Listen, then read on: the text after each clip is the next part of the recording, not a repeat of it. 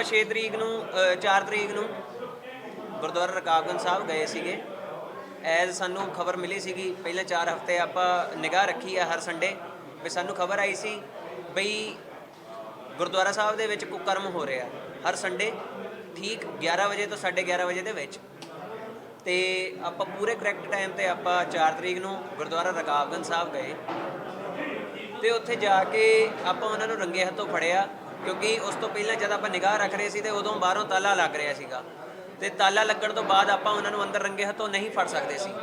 ਮੌਕੇ ਨੂੰ ਦੇਖਦੇ ਹਾਂ 4 ਤਰੀਕ ਨੂੰ ਆਪਾਂ ਉੱਥੇ ਗਏ, ਤਾਲਾ ਲੱਗਣ ਤੋਂ ਪਹਿਲਾਂ ਆਪਾਂ ਅੰਦਰ ਵੜ ਗਏ, ਜਿਹਦੇ ਵਿੱਚ ਉਹ ਦੋਵੇਂ ਜਣੇ ਵਸਤਰਹੀਨ ਸੀਗੇ, ਮੈਨੇਜਰ ਬਲਬੀਰ ਸਿੰਘ, ਕਾਂਤਾ ਸੇਵਾਦਾਰ ਨੇ, ਤੇ ਉਹ ਦੋਵੇਂ ਵਸਤਰਹੀਨ ਸੀਗੇ ਤੇ ਉਹਨਾਂ ਨੂੰ ਰੰਗੇ ਹੱਥੋਂ ਉਸ ਟਾਈਮ ਫੜਿਆ ਤੇ ਫੜ ਕੇ ਜੋ ਵੀ ਖਾਲਸਾਈ ਤੌਰ ਤੇ ਕਾਰਵਾਈ ਸੀਗੀ ਉਹ ਪੂਰੀ ਹੋਣ ਤੋਂ ਪਹਿਲਾਂ ਹੀ ਦਿੱਲੀ ਕਮੇਟੀ ਦੇ ਪ੍ਰਬੰਧਕ ਜਿਹੜੇ ਮੈਨੇਜਰ ਹੈਗੇ ਆ, ਦਿੱਲੀ ਕਮੇਟੀ ਦੇ ਮੈਨੇਜਰ ਜਾਂ ਉਹਨਾਂ ਦੀ ਕਮੇਟੀ ਦੇ ਹੋਰ ਵੀ ਜਿਹੜੇ ਕਮੇਟੀ ਵਾਲੇ ਮੁਲਾਜ਼ਮ ਆ ਗਏ ਤੇ ਉਹ ਆਉਣ ਤੋਂ ਬਾਅਦ ਤੇ ਸਾਨੂੰ ਉਹਨਾਂ ਨੇ ਰੋਕਿਆ। ਰੋਕਣ ਤੋਂ ਪਿੱਛੋਂ ਫਿਰ ਉਹਨਾਂ ਨੇ ਆਪਣੇ ਹੱਥ ਦੇ ਵਿੱਚ ਸਾਰਾ ਮੈਟਰ ਲਿਆ। ਜਗਦੀਪ ਸਿੰਘ ਕਾਲੋ ਨੂੰ ਤੇ ਹਰਮੀਤ ਸਿੰਘ ਕਾਲਕਾ ਨੂੰ ਔਨ ਦੀ ਸਪੋਰਟ ਉਹਨਾਂ ਨੇ ਕਾਲ ਕੀਤੀ।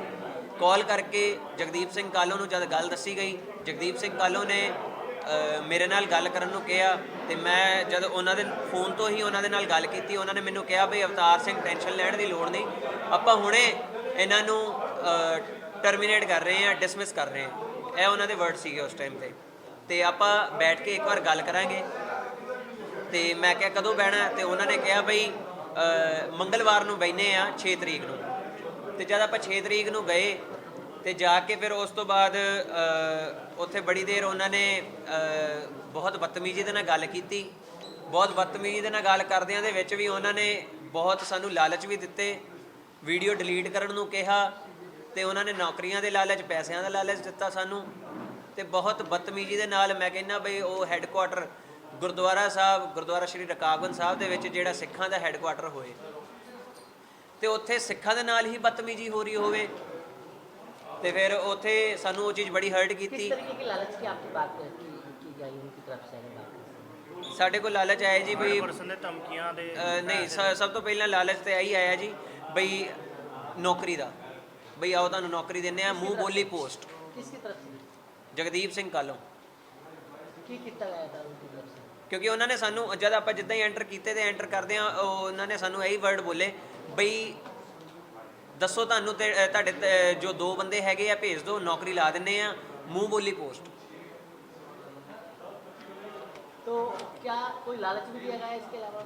ਇਸ ਤੋਂ ਇਲਾਵਾ ਥਰਡ ਪਰਸਨ ਦੇ ਥਰੂ ਸਾਨੂੰ ਲਾਲਚ ਦਿੱਤਾ ਗਿਆ ਵੀ ਵੀਡੀਓ ਡਿਲੀਟ ਕਰ ਦਿਓ, ਅਸੀਂ ਪਿੱਛੋਂ ਸੈਟਿੰਗ ਕਰਵਾ ਦਾਂਗੇ ਤੇ ਉਹਨਾਂ ਨੇ ਆਪਣੇ ਵੱਲੋਂ ਆਫਰ ਵੀ ਰੱਖੀਆਂ ਤੇ ਥਰਡ ਪਰਸਨ ਪਾਸੋਂ ਸਾਨੂੰ 10 ਲੱਖ ਦਾ ਆਫਰ ਵੀ ਉਹਨਾਂ ਨੇ ਦਿੱਤਾ ਗਿਆ ਬਈ 10 ਲੱਖ ਆਪਾਂ ਤੁਹਾਨੂੰ ਜ਼ਰੂਰ ਦੇਵਾਂਗੇ, ਪਿੱਛੋਂ मैं सेटिंग करवा देना, वीडियो डिलीट कर दो। लेकिन जिस तरीके के आप आरोप लगा रहे हैं, दिल्ली कमेटी की तरफ से अगर सवाल किए जाएंगे तो वो कहेंगे कि अगर उनके पास कोई ऐसे सबूत हैं नौकरी के या पैसे के तो पेश करें, ऐसे कोई सबूत है आपके पास?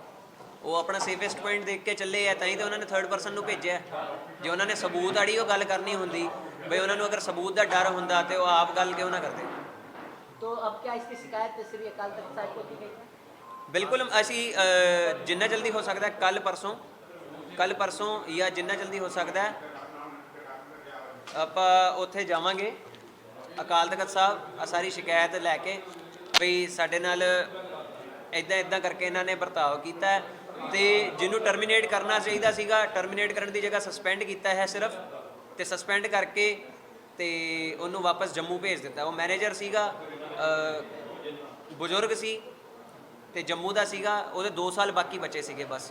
अब क्या मांग चाहते हैं आप? क्या ਅਸੀਂ ਤੇ ਇਹੀ ਚਾਹੁੰਦੇ ਹਾਂ ਜੀ ਜੋ ਕਾਨੂੰਨੀ ਤੌਰ ਤੇ ਕਾਰਵਾਈ 299 ਲੱਗਣੀ ਚਾਹੀਦੀ ਹੈ, 299 ਲੱਗ ਕੇ 3 ਸਾਲ ਦੀ ਇਹਨਾਂ ਨੂੰ ਜੇਲ੍ਹ ਤੇ ਜੋ ਫਾਈਨ ਹੈ ਉਹ ਫਾਈਨ ਇਹਨਾਂ ਨੂੰ ਲੱਗਣਾ ਚਾਹੀਦਾ ਹੈ, ਕਿਉਂਕਿ ਸਾਡਾ ਕਾਨੂੰਨ ਜਿਹੜਾ ਹੈ 299 ਇਹੀ ਕਹਿ ਰਿਹਾ ਬਈ ਅਗਰ ਸਿੱਖਾਂ ਦੀਆਂ ਭਾਵਨਾਵਾਂ ਨੂੰ ਠੇਸ ਪਹੁੰਚੀ ਹੈ ਤੇ ਉਹਨਾਂ ਨੇ ਕੁਝ ਇਹੋ ਜਿਹੀ ਹਰਕਤ ਕੀਤੀ ਹੈ ਤੇ ਓਬਵੀਅਸ ਜੀ ਗੱਲ ਹੈ 299 ਜਿਹੜੀ ਕਿ 295 ਪਹਿਲਾਂ ਲੱਗਦੀ ਹੁੰਦੀ ਸੀ, ਹੁਣ ਉਹ ਚੇਂਜ ਹੋ ਕੇ 299 ਲੱਗੀ ਹੈ ਤੇ ਜਿਹਦੇ ਵਿੱਚ 3 ਸਾਲ ਦੀ ਜੇਲ੍ਹ ਹੈਗੀ ਹੈ ਤੇ ਉਹ ਉਹਨਾਂ ਨੂੰ ਹੋਵੇ ਤੇ ਉਹਨਾਂ ਦੇ ਨਾਲ ਫਿਰ ਟਰਮੀਨੇਟ ਵੀ ਕੀਤੇ ਜਾਣ ਉਹ ਜਿਹੜਾ ਗੁਰਦੁਆਰਾ ਸਾਹਿਬ ਦੇ ਵਿੱਚ ਉਹਨਾਂ ਨੇ ਨੌਕਰੀ ਲੱਗੀ ਹੋਈ ਸੀ ਉਹਨਾਂ ਦੀ। दिल्ली पुलिस भी पहुंची थी उस समय? जब आपने ਦਿੱਲੀ ਪੁਲਿਸ ਪਹੁੰਚੀ ਸੀ, ਲੇਕਿਨ ਦਿੱਲੀ ਪੁਲਿਸ ਨੂੰ ਵੀ ਉਸ ਟਾਈਮ ਰੋਕਣ ਦੀ ਕੋਸ਼ਿਸ਼ ਦਿੱਲੀ ਕਮੇਟੀ ਪਾਸੋਂ ਹੀ ਕੀਤੀ ਗਈ। जो कुकर्म दिल्ली कमेटी में हो रहे हैं, दिल्ली के स्कूलों में हो रहे हैं, इनके मेंबर पकड़े जा रहे हैं, इनके मुलाजम पकड़े जा रहे हैं, उसके बाद इनका कोई हक नहीं रह गया कि ये दिल्ली कमेटी के ऊपर बर्बाद करें। स्कूलों की जायदादें बेचने पे लगा दी हैं, ज़मीनें बेचने पे लगा दी हैं, सरकार को कह रहे हैं ये स्कूल कर लो, ये ज़मीनें ले लो। उनका क्या हक रह गया प्रबंध करने का? They should quit immediately. अगर ये नहीं करते हैं तो हम अकाल तख्त के ऊपर इनकी शिकायत लेके जाएंगे, सारी बात करेंगे और अकाल तख्त के जथेदार साहब को रिक्वेस्ट करेंगे कि इनके अगेंस्ट सख्त से सख्त एक्शन लें। नेता जी नगर ਦਾ ਗੁਰਦੁਆਰਾ ਕਿਉਂਕਿ ਸਰੋਜਨੀ ਨਗਰ, ਨੇਤਾ ਜੀ ਨਗਰ, ਨੌਰੋਜੀ ਨਗਰ ਸਾਰੀ ਡਿਮੋਲਿਸ਼ ਹੋ ਗਈ। ਜਿਹੜੇ ਉੱਥੇ ਸਰਕਾਰੀ ਫਲੈਟ ਰਿਹਾਇਸ਼ਾਂ ਸੀਗੀਆਂ, ਉੱਥੇ ਅੱਜ ਕੱਲ੍ਹ ਕਮਰਸ਼ੀਅਲ ਕੰਪਲੈਕਸ ਬਣਾ ਰਹੀ ਹੈ ਭਾਰਤ ਸਰਕਾਰ, NBCC ਦੀ ਕੰਸਟਰਕਸ਼ਨ ਹੋ ਰਹੀ ਹੈ। ਉੱਥੇ ਬੜੇ ਗੁਰੂ ਘਰ ਨੇ, ਮੰਦਰ ਨੇ, ਮਸੀਤਾਂ ਨੇ, ਉੱਥੇ ਸੰਗਤ ਰਹਿ ਨਹੀਂ ਗਈ। ਇਹ ਜਿਹੜਾ ਸਥਾਨ ਹੈ ਨੇਤਾ ਜੀ ਨਗਰ, ਇਹਦੇ ਵਿੱਚ ਲੈਂਡ ਮਾਫੀਆ, ਇਹਦੇ ਵਿੱਚ ਮਕੈਨਿਕ ਮਾਫੀਆ, ਇਹਦੇ ਵਿੱਚ ਗੱਡੀਆਂ ਵਾਲੇ ਜਿਹੜੇ ਬੰਦੇ ਨੇ ਉਹ ਸਾਰੇ ਕਬਜ਼ੇ ਕਰ ਰਹੇ ਸਨ। ਉਸ ਨੂੰ ਬੜੀ ਮੁਸ਼ਕਿਲ ਸਾਡਾ ਜਿਹੜਾ ਮੈਂਬਰ ਹੈ ਸਰ ਸਤਨਾਮ ਸਿੰਘ ਖੀਵਾ, ਉਹ ਪ੍ਰਧਾਨ ਬਣੇ, ਉਹਨਾਂ ਨੇ ਸਾਰਿਆਂ ਨੂੰ ਬਾਹਰ ਕੱਢਿਆ। ਅੱਜ ਪਿਛਲੇ 3 ਦਿਨ 11, 12, 13 50 ਤੋਂ ਵੱਧ ਬੰਦੇ ਹਰਮੀਤ ਸਿੰਘ ਆਪਣਾ ਸਿਪਾਹ ਸਲਾਰ ਜਿਹੜਾ ਹੈਗਾ ਓਂਕਾਰ ਸਿੰਘ ਰਾਜਾ, ਉਹਦੇ ਥਰੂ ਭੇਜਦੇ ਰਹੇ। ਉੱਥੇ ਕਬਜ਼ਾ ਕਰਨ ਲਈ ਧੱਕੇ ਨਾਲ ਆਖਦੇ ਸੀਗੇ ਕਿ ਅਸਤੀਫਾ ਦੇਵੇ ਤੇ ਅਸੀਂ ਇਸ ਤੇ ਕਬਜ਼ਾ ਕਰੀਏ। ਲੇਕਿਨ ਸਤਨਾਮ ਸਿੰਘ ਉੱਥੇ ਡਟਿਆ ਔਰ ਜਦੋਂ ਉਹਨਾਂ ਨੇ ਝੂਠੇ ਕੇਸ ਪਾ ਕੇ ਇਹ ਆਖਿਆ ਕਿ ਪੁਲਿਸ 'ਚ ਸਾਡੀ ਚੱਲਦੀ ਹੈ, ਸਾਡਾ ਮੰਤਰੀ ਹੈ ਮਨਜਿੰਦਰ ਸਿੰਘ ਸਿਰਸਾ, ਅਸੀਂ ਤੁਹਾਡੇ ਖਿਲਾਫ ਰਿਪੋਰਟ ਕਰਾਂਗੇ। ਇਹ ਆਖਿਆ ਕਿ ਅਸੀਂ LNDO ਕੋਲੋਂ ਤੁਹਾਡੀ ਕੈਂਸਲ ਕਰਾ ਦੇਵਾਂਗੇ ਲੈਂਡ ਦੀ ਜਿਹੜੀ ਹੈ। ਇਹ ਧਮਕੀਆਂ ਤੱਕ ਉਹਨਾਂ ਨੇ ਦਿੱਤੀਆਂ, ਲੇਕਿਨ ਸਤਨਾਮ ਸਿੰਘ ਖੀਵਾ ਡਰਿਆ ਨਹੀਂ। ਅਸੀਂ ਅਕਾਲ ਤਖਤ ਤੇ ਮਸਲੇ ਦੀ ਰਿਪੋਰਟ ਕਰ ਦਿੱਤੀ। ਅਕਾਲ ਤਖਤ ਇਨਕੁਆਇਰੀ ਕਰਦੀ ਪਈ ਹੈ। ਸੱਚ ਦਾ ਸੱਚ, ਦੁੱਧ ਦਾ ਦੁੱਧ, ਪਾਣੀ ਦਾ ਪਾਣੀ ਹੋਏਗਾ। ਗੁਰੂ ਘਰਾਂ ਦੇ ਉੱਤੇ ਇਹ ਕਮੇਟੀ ਜਿਨ੍ਹਾਂ ਨੇ ਸਕੂਲਾਂ ਦੀਆਂ ਜ਼ਮੀਨਾਂ ਵੇਚ ਦਿੱਤੀਆਂ, ਜਿਨ੍ਹਾਂ ਨੇ ਹਾਈ ਕੋਰਟ ਤੋਂ ਆਰਡਰ ਕਰਾ ਦਿੱਤੇ अटैच कराने दे गुरु दी मनजीत सिंह सरना, सरदार मनजीत सिंह जी के अलग अलग मुद्दों के ऊपर पार्टी गुरुद्वारा कमेटी की इमेज को डिफेम करने के चक्कर में, उसको तरानिश करने के चक्कर में जिस तरीके से लगे हुए थे। और कल तो हद मुका दी कि वो लोग जिन्होंने आके यहाँ पर हुल्लड़बाजी की, उनको साथ बिठा के जो प्रेस कॉन्फ्रेंस की है, उसका जवाब देने के लिए आज हमने ये यहाँ पर आज आप लोगों को बुलाया और सारा कुछ बताया जिस तरीके से गुरुद्वारा कमेटी के एम्प्लॉय ने जो कुकर्म किया, उसके ऊपर क्या डिसिप्लिनरी एक्शन शुरू कर दिया गया, उसको कैसे टर्मिनेट किया जा रहा है। जो सरदार मनजीत सिंह जीके ने अपने टाइम के बारे में बताया, जी मैं 73 करोड़ रुपए छोड़ गया था, उसके बारे में हमने उनको डिटेल बताई। जो उसने कॉलेज की नौकरियों के बारे में बात की, उसके बारे में एक एक फिगर सामने रखी है। और ऐसे सारे मुद्दे जो गुरुद्वारा प्रबंधक कमेटी के हमारे जो टीम के मेंबर हैं, जो सरोजनी नगर गुरुद्वारे का जो इशू रखा है, उसका जवाब दिया। तो इस सारी बातों का हमने लेकिन कालका साहब जिस तरीके से कल आरोप लगाए, एक जो निहंग अपने आप को बता रहा है, उसने जिस तरीके से आरोप लगाए, वो आरोप क्या सच्चाई है उन आरोपों में, या क्योंकि उन्होंने वीडियो भी सामने उसने क्या आरोप लगाया? उसने कहा है कि हम एक एम्प्लॉय को बचाने की कोशिश कर रहे थे। ये वो एम्प्लॉय है जो कुकर्म करते हुए पकड़ा गया, और पकड़ते ही संडे वाला दिन था, जिससे जैसे ही हमें फ़ोन पे पता चलता है कि ये काम हुआ है, इमीडिएट दूसरे फ़ोन पे ऑर्डर किया जाता है। एक फ़ोन पे बात कर रहे हैं अभी, दूसरे पे कि इसकी ड्यूटी बंद कर दीजिए, इसको सस्पेंड कर दिया जाए। अगले दिन 5 तारीख को सोमवार को उसका क्वार्टर खाली किया जाता है और करवा दिया जाता है, और साथ ही साथ डिसिप्लिनरी कमेटी बिठा के उसके ऊपर एक्शन कर लिया जा गया, ताकि ये इंक्वायरी कमेटी अपनी इंक्वायरी की रिपोर्ट देते ही इसको टर्मिनेट करे। हम इसको आज एक्सपेल करते हैं, इसका रेजिग्नेशन एक्सेप्ट करते हैं, तो पब्लिक में या स्टाफ में मैसेज नहीं जाता। मैसेज ये जाना चाहिए कि जो बंदा ऐसे काम करेगा उसके कोई टर्मिनल बेनिफिट्स नहीं मिलेंगे, उसको कोई ग्रेजुटी नहीं मिलेगी, ऐसे बंदे को सीधा गुरुद्वारा कमेटी से उठा के बाहर फेंक दिया जाएगा।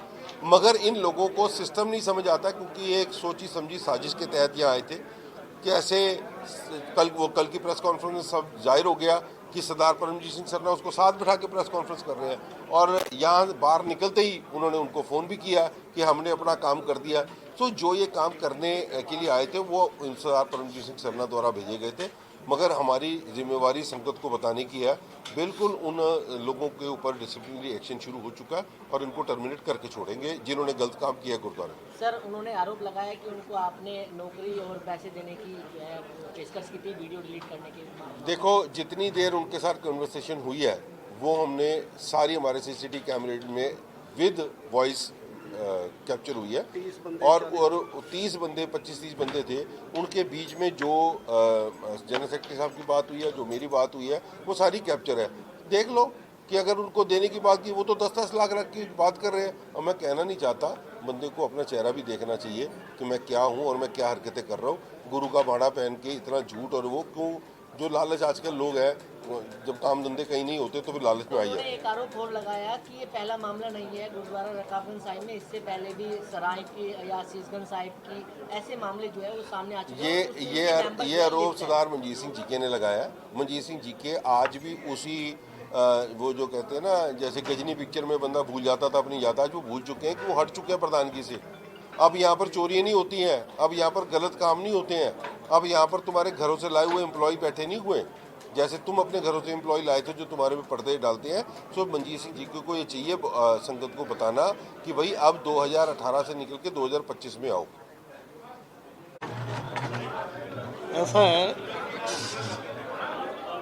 हमारे पास सफिशिएंट स्टाफ है, हम नौकरियां उनको देते हैं जो लोड़वंद होते हैं, जो ज़रूरतमंद होते हैं, उनको नौकरी दी जाती है। तो ये जिस काम के लिए आए थे, जिन्होंने भेजा था, जिस काम के लिए आए थे, वो काम उन्होंने करना था। जब इन्होंने बातचीत के दौरान ये कहा कि आपको वहाँ देखना चाहिए, आपके ये हो रहा है वो हो रहा है, तो हमने इनको ये कहा कि आप सेवा कर रहे हो, सेवा करना चाहते हो, तो आप भी हमारे साथ हाथ मिलाओ और आप भी सेवा देखो कहाँ कहाँ क्या क्या ठीक करने वाला है, वो ठीक करेंगे। आप हमें रिपोर्ट दो ला के। तो जब हमने ये कहा कि आपको सेवा देते हैं, तो तब ये लड़ने लग गए हमारे पास साथ। और जो 30-35 लोग, हमारा स्टाफ भी, कोई बाहर के लोग भी आए हुए थे हमारे मिलने वाले, वो भी वहाँ खड़े हैं। जो बात है ऑन कैमरा हुई है, कैमरे में आपको दिखा दिया है।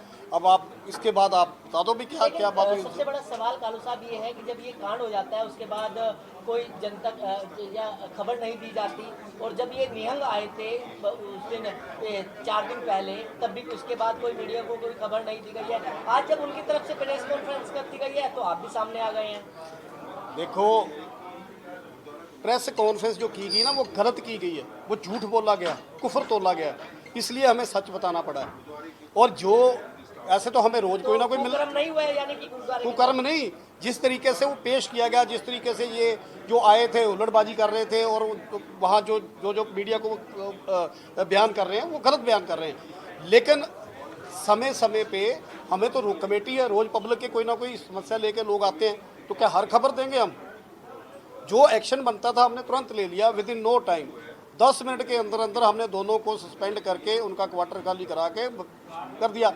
अब इंक्वायरी का प्रोसीजर है, दिल्ली कमेटी का एक प्रोसीजर है। किसी भी एम्प्लॉई को निकालना होता है, कोई उसके ऊपर कोई भी दोष लगता है, तो उसकी इंक्वायरी कमेटी बनाई जाती है, वो उसकी इंक्वायरी करती है, रिपोर्ट देती है, तो उसके बाद उसको डिसमिस किया जाता है।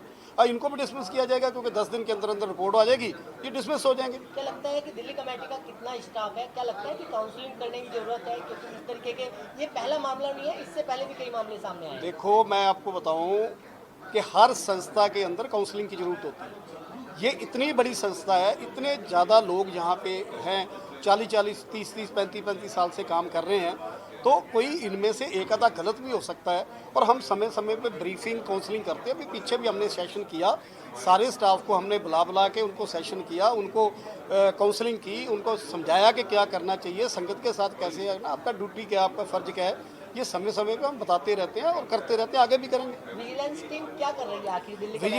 विजिलेंस टीम अपना काम कर रही है, और बहुत सारी जिम्मेवारियां उनको सौंपी हुई है। बहुत बड़ा सेटअप है, हर जगह पे विजिलेंस को जाना होता है, और वो अपना काम बखूबी निभा रही है। मैं पिछले 15 दिन का आंकड़ा मांगूं तो कितने केस उन्होंने अभी तक किए हैं, या फिर कितनी इंक्वायरी करी है? ऐसा होता है, विजिलेंस ने रेड करना होता है, चेक करना होता है, जहाँ कहीं कंप्लेंट आती है उसकी इंक्वायरी, इन्वेस्टिगेशन करनी होती है, और उस समय समय पे जो रिपोर्टें आती हैं वो करते रहते हैं।